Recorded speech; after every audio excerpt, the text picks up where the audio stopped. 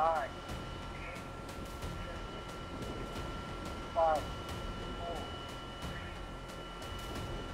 one.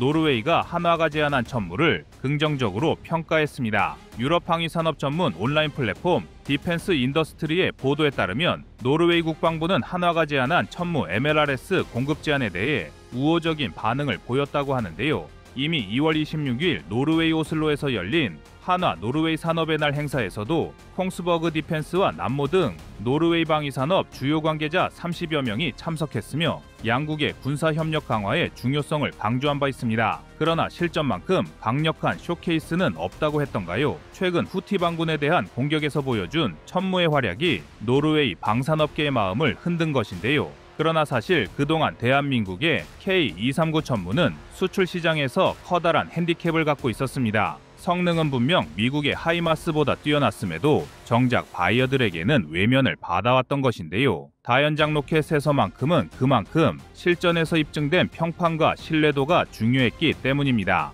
그런데 이제 전문가의 반응이 달라졌고 국제시장에서도 천무를 찾는 입질이 오기 시작했습니다. 그래서 준비했습니다. 오늘은 전 세계에 입증한 대한민국 K239 성능을 실전 사례들과 함께 전해드리겠습니다.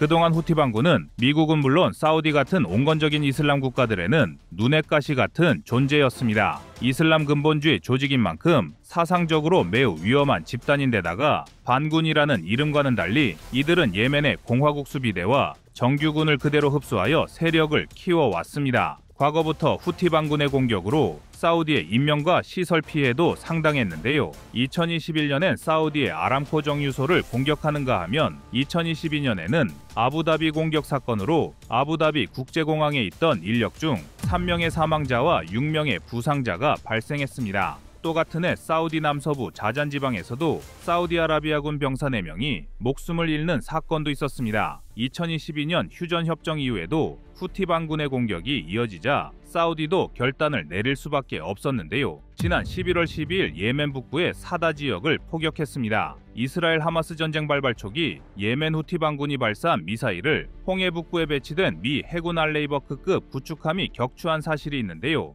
이번 사우디아라비아의 사다 포격은 중동의 혼란을 틈타 분쟁을 재개하려는 예멘 후티 반군에 대한 무력 시위로 해석할 수 있습니다. 당시 사우디아라비아군은 대구경 포탄 수십여 발을 쏟아부으며 사다 일대를 쑥대밭으로 만들었는데요. 사다는 예멘 북부를 관장하는 대표적인 교통요지인 대다 반군의 주력 부대가 주둔하고 있는 것으로 알려져 있습니다. 군사 관계자들은 해당 지역의 후티 지상군은 물론 항공미사일 전력 역시 집중적으로 배치되어 있던 것으로 분석하고 있습니다. 그런데 최근 이 포격에 대한 충격적인 사실이 밝혀졌습니다. 바로 포격에 사용된 다연장 로켓이 대한민국의 K239 천무라는 정황이 포착된 것입니다. 특히 군사 전문가들은 해당 포격이 이루어진 지점에 대해 주목했습니다. 사다는 후티 반군의 발상지이자 최전선 거점 도시지만 사우디아라비아 국경에서 직선거리로 최소 45km 이상 떨어진 지역입니다. 여기에 사우디아라비아군이 적어도 10에서 20km의 완충지대를 만들어놨을 것이라 예상하면 일반적인 자주포나 견인포로는 타격할 수 없습니다. 더구나 사우디아라비아군은 후티 반군의 미사일 드론 기지를 특정해 타격했는데요. K9급 고성능 자주포에 초정밀 유도 포탄을 사용한 게 아니라면 자주포로 이만큼 정밀한 포격은 어렵습니다. 하지만 현재 사우디아라비아군이 보유한 자주포는 미국의 M109 시리즈와 중국의 PLG-45, 프랑스의 세자르 정도가 전부입니다. 초정밀 포격은 고사하고 50km 이상 떨어진 후티 반군 주둔지를 공격하기엔 사거리도 턱없이 부족한데요. 그렇다면 속어법에 따라 이제 남은 방법은 다연장 로켓뿐입니다. 아닌 게 아니라 사우디아라비아군은 미국의 M270 MLRS, 브라질의 아스트로스2, 러시아의 토스-1A 부라티노, 그리고 대한민국의 K239 천무 등 다양한 종류의 다연장 로켓을 운용하고 있습니다. 심지어 그 물량도 적지 않은 편인데요. 그러나 그럼에도 불구하고 전문가들이 예멘 후티 반군 포격에 K239 천무를 콕 집어 지목하는 이유가 있습니다. 먼저 토스-1A 브라티노는 1분에 220mm 열압력탄두 30발을 쏟아부을 수 있는 괴랄한 화력을 갖추고 있지만 실상은 장거리 포격전에서 손가락만 빨고 있어야 하는 깡통 다연장 로켓입니다. 그저 근거리에서 다량의 화력을 쏟아부을 요량으로 만든 러시아의 주먹구구식 장난감에 불과합니다. 실제로 구형 로켓 사용 시 최대 사거리가 2.7km, 신형 로켓을 사용해도 6km가 사거리 한계라서 1분 사이에 30발을 죄다 쏟아붓고 격파당하는 게 정해진 운명입니다. 무늬만 포병이지 일격이탈이라는 포병의 기본 전투 교리를 정면에서 반박하는 무기 체계인데요. 앞서 말씀드린 대로 사거리도 짧아 당연히 사다 포격에 동원되었을 리 만무합니다. 그나마 현실적으로 천무를 제외하고 사우디아라비아군이 동원할 가능성이 있는 건 브라질의 아스트로스2, 미국의 M270인데요. 그러나 사우디아라비아군이 보유한 아스트로스2의 로켓은 127mm로 발사 차량 한 대에 32발이나 운용할 수 있지만 사거리는 9에서 30km에 불과합니다. 국경이라도 넘어가지 않는 이상 후티 반군의 미사일 기지를 타격하는 게 불가능한데요. 이는 미국의 M270 역시 마찬가지입니다. 일반적으로 M270의 경우 사거리가 84km 이상인 것으로 알려졌지만 이는 M30, 31 이상의 GMLRS 기준입니다. 정작 사우디아라비아군이 사용하는 M26 계열 로켓은 32에서 45km가 한계입니다. 불가능한 건 아니지만 사우디아라비아군에게는 굳이 완충지대 없이 위험을 감수할 필요는 없었을 것입니다. 그리고 무엇보다 사우디아라비아에는 대한민국의 K239 천무가 있습니다. 지난 2022년 3월 대한민국과 사우디아라비아 사이에 최소 1조 원 규모의 대규모 방산 계약에 체결되었다는 소식이 전해졌습니다. 사우디아라비아는 전통적으로 미국과 프랑스의 무기 체계를 많이 다수 수입해왔기 때문에 매우 이례적인 일이었는데요. 일각에서는 사우디아라비아와의 계약을 대한민국 무기 체계가 국제 무대에서 인정받기 시작한 분기점으로 꼽고 있습니다. 아닌 게 아니라 이후 한폴 방산 계약이 체결되었으니 아주 틀린 얘기도 아닌데요.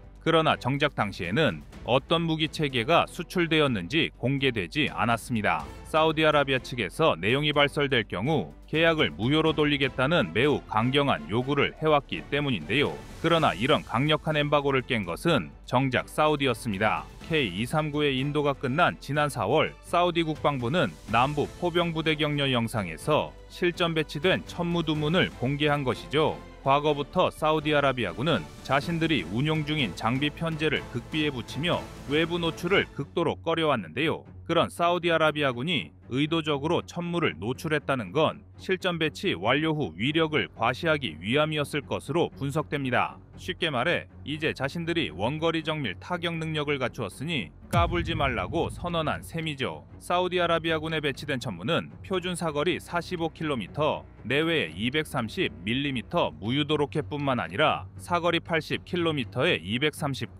239mm GPS 유도 로켓까지 포함한 패키지입니다. 후티 반군을 포격하기 위한 사거리와 훌륭한 정밀도를 모두 갖추고 있는데요. 실제로 후티 반군은 수십여 발의 로켓을 얻어맞고도 대응 사격조차 못했습니다. 사우디아라비아에 앞서 UAE가 1조 6천억 원 규모의 K239 천무 도입을 결정지은 것도 마찬가지로 예멘 후티 반군 퇴치를 위함이었습니다. 지금 가장 분쟁 위험이 큰 두 지역에서 미국의 M270이나 하이마스가 아니라 대한민국의 K239 천무를 수입한 것입니다. 차륜형인 천무는 궤도형인 M270보다 시속 20km 이상 빠른데요. 게다가 발사 후 재장전 시간 역시 천무가 약 160초에 불과한 데 반해 M270은 260초 이상이 필요합니다. 단순 화력 비교는 엇비슷하다 할지라도 전투 지속력과 기동성에 있어 천무의 압승이었습니다. 그나마 천무의 기동력과 비교할 수 있는 건 하이마스 정도입니다.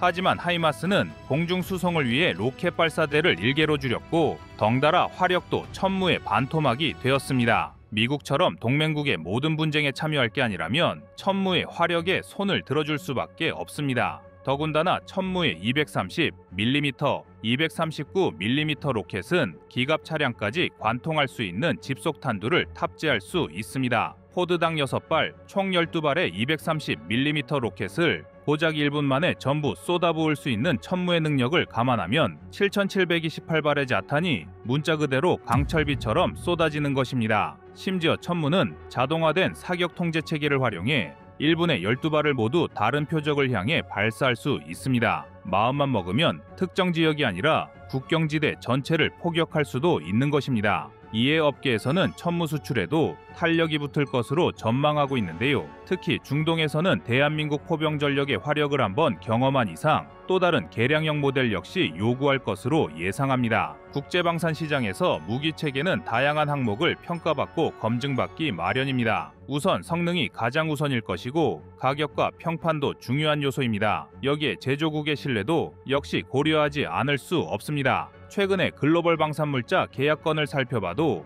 납기와 유지보수 기술 이전과 관련 수많은 계약 불이행이 일어나고 있기 때문이죠. 어찌되었든 사우디는 대한민국을 선택했고 대한민국의 기술 이전과 현지 생산 전략에 큰 관심을 보인다는 것은 그동안 서방의 무기에 의존했던 사우디가 어느 정도 자국의 국방 기술력 확보에 팔을 걷어붙였다는 신호로 볼 수 있습니다. 이제 대한민국이라는 이름은 믿고 쓸 수 있는 신뢰 브랜드가 되어가고 있는데요. 여러분의 생각은 어떠신가요? 이상 꺼리튜브였습니다.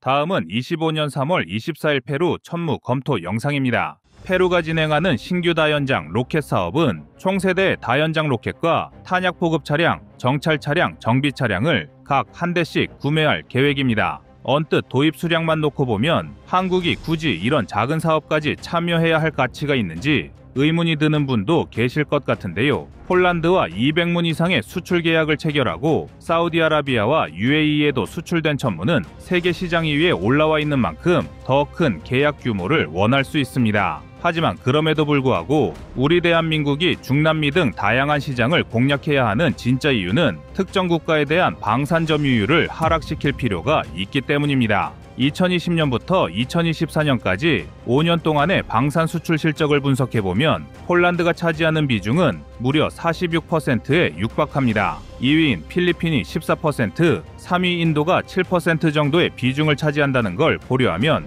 특정 국가에 대한 의존도가 과하다는 지적이 나오고 있습니다. 그리고 이러한 문제는 이전의 5년과 비교하면 더욱 두드러진다는 것을 알 수 있는데요. 2015년부터 2019년까지의 방산 수출 비중을 살펴보면 1위 영국이 17%, 2위 이라크는 14%, 3위 인도네시아는 13%의 비중을 차지하였습니다. 즉, 최근 5년 동안 특정 국가에 대한 의존도가 급격히 상승했음을 알 수 있는데 이처럼 폴란드에 집중된 한국 방산은 자칫 단번에 크나큰 위기를 맞이할 수 있습니다. 폴란드가 한국산 무기를 짧은 기간 동안 집중적으로 구매한 이유는 우크라이나를 침공한 러시아 때문입니다. 역사적으로 러시아의 군사 침공을 많이 받은 폴란드는 당연히 이러한 러시아의 행보에 두려움을 느끼고 군비 확장에 돌입하였으며 이 덕분에 빠른 납기를 앞세운 한국 방산에 좋은 기회가 찾아올 수 있었는데요. 하지만 반대로 국제정세 변화로 인해 폴란드가 국방정책 기조를 바꾼다면 우리 대한민국은 가장 큰 방산 고객을 잃을 수도 있습니다.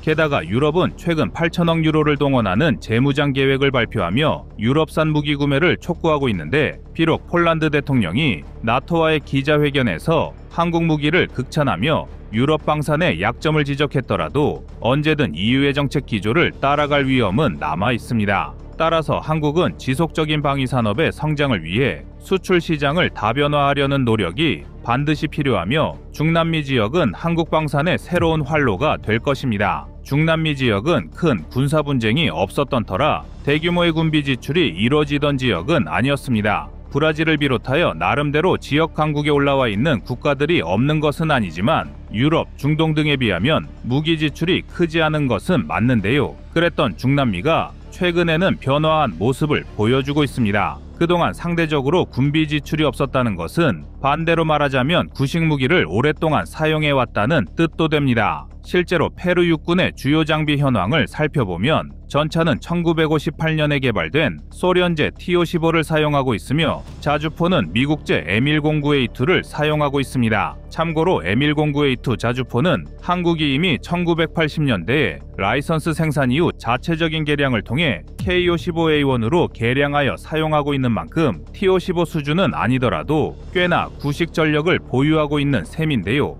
여기에 다연장 로켓은 1960년대에 개발된 소련제 BM-21 계열을 사용하고 있어 분야를 가리지 않고 구식 무기를 운용하고 있습니다. 그리고 이러한 상황은 페루 이외의 나라도 마찬가지입니다. 최근 방산 전시회를 개최하며 한국 무기들을 전시한 콜롬비아는 제대로 된 전차와 다연장 로켓은 아예 없는 수준이나 다름없으며 아직도 견인포를 포병의 주력으로 사용하고 있습니다. 또한 우루과이는 다연장 로켓으로 BM-21을 체코가 개량한 RM-70을 사용하고 있으며 나름대로 중남미의 강국으로 손꼽히는 브라질조차 2세대로 분류되는 레오파르트 1 전차를 주력으로 사용하는 등 상당수의 중남미 국가들은 거의 박물관에서나 볼 법한 무기를 아직도 보유하고 있습니다. 하지만 이러한 구식 무기들은 대부분 2020년대에 접어들어 제대로 된 부품 수급이나 정비가 어려워 더는 억지로 사용할 수 없는 수준이 되었으며 이 때문에 다수의 중남미 국가들은 신규 전력 도입 사업을 적극적으로 추진하고 있습니다. 즉, 비록 계약 금액이나 도입 규모가 많지 않다고 하더라도 사업 수요는 꾸준히 이어지고 있다는 뜻이며 한국이 언제든 마음만 먹는다면 충분히 공략할 수 있는 곳이 중남미라 할 수 있는데요. 따라서 페루가 천무를 긍정적으로 검토하는 건 계약 규모를 넘어선 의미를 가지고 있는 것입니다. 한국이 페루와의 군사협력 증대를 통해 다양한 무기를 중남미에 공급하고 시장의 다변화를 시도한다면 폴란드에 집중된 방산 점유율을 분배할 수 있고 추가적인 시장 확대가 가능합니다. 현재 한국이 페루와 체결한 방산 계약은 도합 내척의 군함과 K808 장갑차 등이 있으며 지난해에는 K2 전차에 대한 계약도 타진했는데요. 아직 K2 전차 등은 총괄 계약 수준에 머물러 있어 구체적인 수량과 가격 등을 확정한 상황은 아니지만 협약을 이어나가고 있다는 점은 반가운 소식입니다. 이러한 상황에서 K2 전차와 천무가 각각 소량이라도 페루의 수출 실적을 올리며 새로운 파트너를 확보하면 한국 방산에 큰 도움이 될 것인데요. 사실 지금껏 수출된 한국산 무기 체계 중에서 다양한 나라와 대륙의 수출 실적을 올린 사례는 사실상 K9 자주포와 FA-50이 전부입니다. K9은 폴란드, 핀란드 등 유럽은 물론이고 기술 이전 방식을 차용한 튀르키예, 현지 공장 설립 등을 거친 호주 등 다양한 대륙과 나라에 여러 방식으로 수출된 실적을 가지고 있습니다. 그리고 FA-50은 유럽, 중동, 동남아 등에 수출되며 꾸준히 시장 확대를 이뤄왔습니다. 하지만 K2 전차는 폴란드 이외에 마땅한 수출 실적이 없었으며 천무도 폴란드를 제외하면 일부 중동 국가에 수출된 것이 전부였던 만큼 페루가 전차와 다연장 로켓을 구매해주면 그 사실 자체만으로도 큰 힘이 될 수 있는 것인데요. 추가로 한국 방산이 노릴 수 있는 시장은 중동과 북아프리카가 있습니다. 중동은 주로 한국의 청공투를 도입하면서 방산 협력 관계를 형성하고 있는데 전 세계에서 가장 많은 자본을 군사무기에 투자하는 나라가 집중된 지역인 만큼 앞으로도 한국 방산이 공략할 여지는 충분합니다. 여기에 그동안 한국군의 지상무기가 가진 약점이었던 엔진 문제가 국산화에 성공하면서 더는 유럽의 눈치를 살필 이유가 없어졌다는 것도 한국에는 호재입니다. 과거 한국은 K9 자주포를 중동에 수출하려 했으나 분쟁 위험 지역에 무기 판매를 엄격히 금지하는 독일이 파워팩 수출 허가를 내리지 않아 실패한 전례가 있는데요. 이제는 국산 파워팩을 장착하게 되면서 이러한 문제가 재발되지 않을 것입니다. 마지막으로 북아프리카의 방산 시장도 한국이 점유율 다변화를 위해 공략할 수 있는 지역입니다. 북아프리카는 이집트 등 지역 군사 강국들이 적지 않은 데다가 중동처럼 산유국이 많아 대규모 무기 도입이 흔하게 이루어지는 지역입니다. 이미 한국은 이집트에 다량의 K9을 수출한 전례가 있으며 최근 들어 모로코 등에서도 무기 도입 사업이 많아지기 때문에 중동과 함께 엮어 공략이 가능한 방산 시장인데요. 이렇듯 한국은 폴란드에 집중된 점유율을 낮추기 위해 여러 지역을 적극적으로 공략할 필요가 있습니다. 물론 언제간 한국 방산은 미국과 유럽에 더 많은 무기를 판매하며 기술적 성과를 보여줄 날이 올 것입니다. 하지만 천리길도 한 걸음부터라는 말처럼 단계적인 성장을 간과해서는 안 됩니다. 그런 의미에서 우리 대한민국의 천문은 페루를 거쳐 전 세계로 수출될 것이며 끝없는 한국 방산의 성장을 응원하겠습니다.